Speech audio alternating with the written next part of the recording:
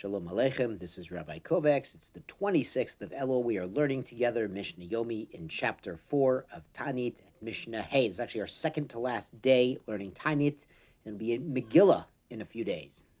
In yesterday's limud, we were discussing the interplay between the ma'amadot, the shifts that were representing the entire Jewish nation in the carbonic services at the temple, and they had special fast days and special Torah readings and tefillot that they had, but those weren't done if there was also a korban eitzim, an offering of wood. Now, Mishnah Hey picks up on that topic. Zman atzei kohanim ve'am, the times of the year when they would donate the wood from Kohanim or the entire nation, Tisha. There were 9 times a year, as the Mishnah will explain. So what's going on here, the Bartner explains, the Gemara explains, is that when the nation of Israel returned from the Babylonian exile and was rebuilding, reconsecrating the temple, there wasn't enough firewood. There just wasn't enough fuel.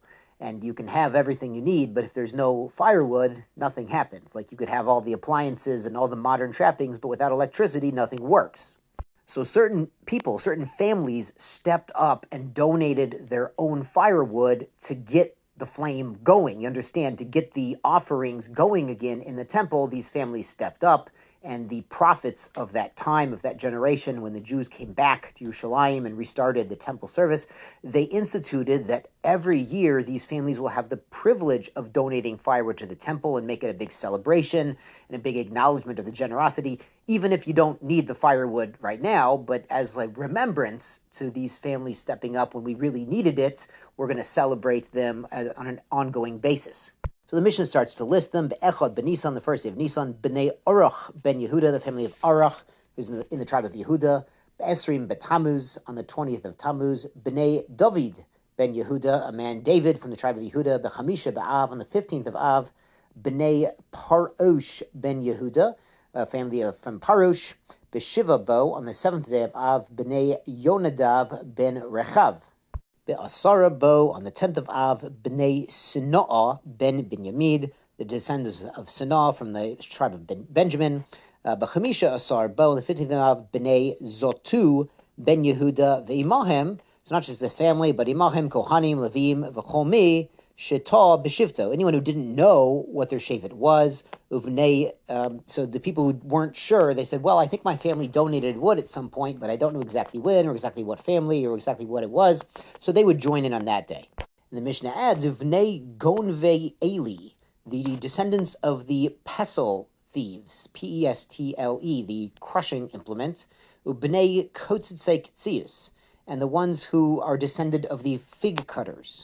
The Bartner explains from ancient sources, these are euphemisms. What happened was the enemies, probably the Romans, had a gezerah that you couldn't bring bikurim. So what they did was they pretended they were bringing these figs up to cut the figs and press the figs with a pestle. They were carrying this big heavy board. We're just going to press these figs in the press in Jerusalem. No big deal. We're not going to the temple. Wink, wink. So they got by the Romans. They got by the enemies who had decreed against Bikurim, and they were able to bring their first fruits to fulfill the mitzvah of Bikurim. The Gemara brings another story. The Romans or Greeks had decreed you cannot bring firewood. You cannot bring wood at all to the temple. They didn't want the lights to be on in the temple at all. So a bunch of Jews got a bunch of big ladders, big, strong ladders. They said, we need to go to the dovecote and fetch some doves to have lunch. And when they got to the temple, they disassembled the ladders, which of course were wood, and had gishmak, had excellent firewood for the temple. So they got by through stealth. It's amazing, Musar, that if something doesn't work the normal way, try to find a workaround. If it's for avodas shemayim, it's for l'shem shemayim, it's for Hashem, for the benefit of the Jewish people. Do anything you can to help Am Yisrael and the Jewish people and the Torah and the mitzvot to proceed. It's also interesting to ponder, sometimes history isn't going to remember your name, but they will remember your deeds. So back to the list in the Mishnah, Be'esrim bo, on the 20th of Av, B'nei Pahat Moav ben Yehuda, from the family of Pahat Moav, which is that tribe of Yehuda. Be'esrim be'elul B'nei Odin ben Yehuda, from the family of Odin. Be'echad be'tevet Shavu B'nei Parush Shinah. On the first of Tevet, the family of Parosh would give wood a second time, and they would start the cycle over again. Be'echad b'Tevet, on the first day of Tevet, lo haya bo mamad. There was no mamad. There's no special services and readings and fasting for the mamad. Shehaya bo halal v'karban musaf v'karban eitzim. There was a halal for Hanukkah. There was a musaf offering for Rosh Chodesh, and there was also the family of Parosh bringing the wood offering. So the men of the shift who were on duty as representatives of the Jewish people weren't doing any of their mamad things. They were assisting in the temple and the arrival of the wood in Yerushalayim. On to Mishnah Vav, Chamisha Devarim Eru et Avotenu B'Shiva Asar B'Tamuz. 5 negative things occurred to our ancestors on the 17th day of the month of Tammuz.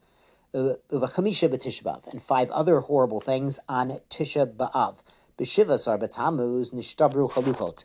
On the 17th of Tammuz, the first tablets that Moshe Rabbeinu had from Har Sinai were broken.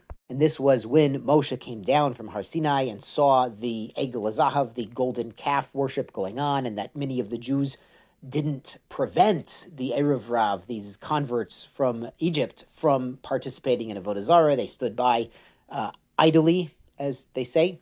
So what would have been a Yom Tov, what would have been an incredible simcha and celebration of getting the luchot, the tablets, became Nebuch a terrible disgrace. The Mishnah continues, Botel at Tamid. During the siege of Yerushalayim, they ran out of animals or perhaps firewood. They couldn't bring the daily offering. Huvkah ha'ir, the wall was broken. Sarf Apostomus at the Torah.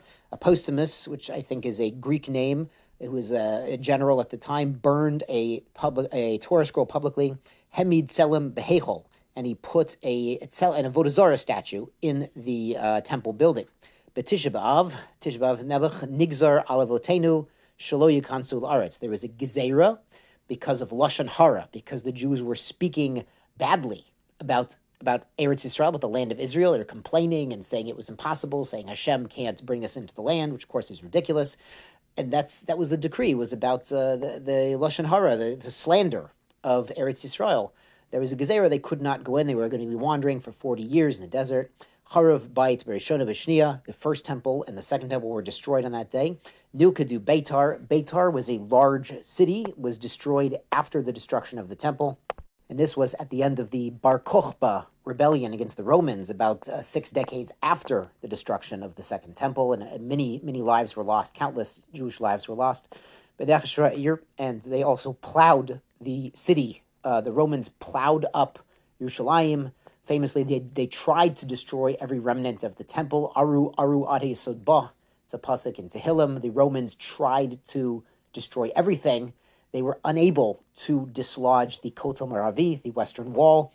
If you go today and you look carefully, you can see there are some square indentations higher up in the wall. That's where the Roman engineers cut into the wall and then tried to put beams in there to pry it apart. And they failed, Baruch Hashem. But they did plow up the Temple Mount itself. They plowed it. The Romans famously would plow salt into the fields of their enemies so things would not grow there. They were very barbaric, to put it nicely. That's not fair to barbarians. They were worse than barbarians. The Mishnah concludes, Misha Nichnas Av, when the month of Av enters, Mimatin B'Simcha. We reduce our Simcha. And we're going to discuss more about Tisha B'Av in tomorrow's Mishnayot. Yeshar Kochachem, and be well.